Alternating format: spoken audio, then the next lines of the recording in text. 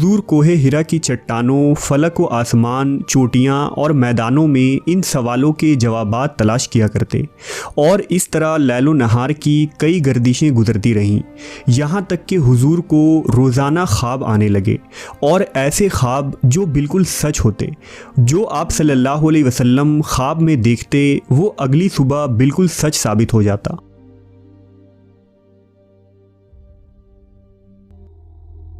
रिवायतों के मुताबिक एक रात गारे हिरा में हर तरफ खामोशी और घुप अंधेरा था।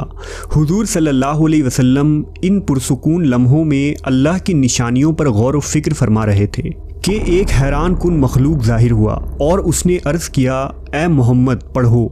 आपने जवाब दिया, मैं पढ़ नहीं सकता। उस मखलूक ने ज़ोर देकर कहा कि अपने रब का नाम लेकर पढ़ो, जिसने आलम को पैदा किया, जिसने इंसान को खून की फटकी से बनाया और जिसने इंसान को वो इल्म दिया जिससे वो पहले वाकिफ़ न था।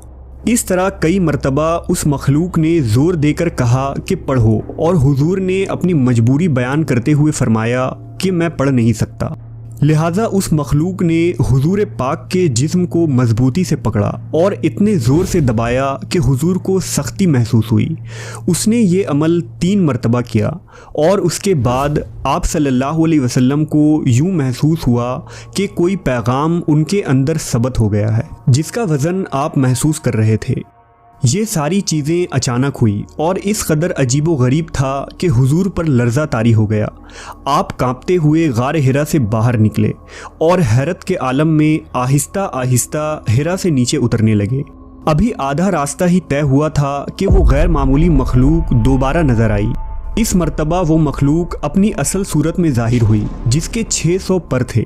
उसने हुजूर को बुलंद आवाज़ से कहा कि आप अल्लाह के रसूल हैं और मैं जिब्रील अमीन हूँ। हुजूर हैरानी और परेशानी के आलम में तेज़ तेज़ कदम उठाए हुए अपने घर की तरफ रवाना हुए। ये तारीक रात की कोई पहर थी और हुजूर सल्लल्लाहु अलैहि वसल्लम अपने घर में बिस्तर पर लेटे थे। आपका सारा बदन कांप रहा था और बुखार की शिद्दत से आपका जिस्म तप रहा था।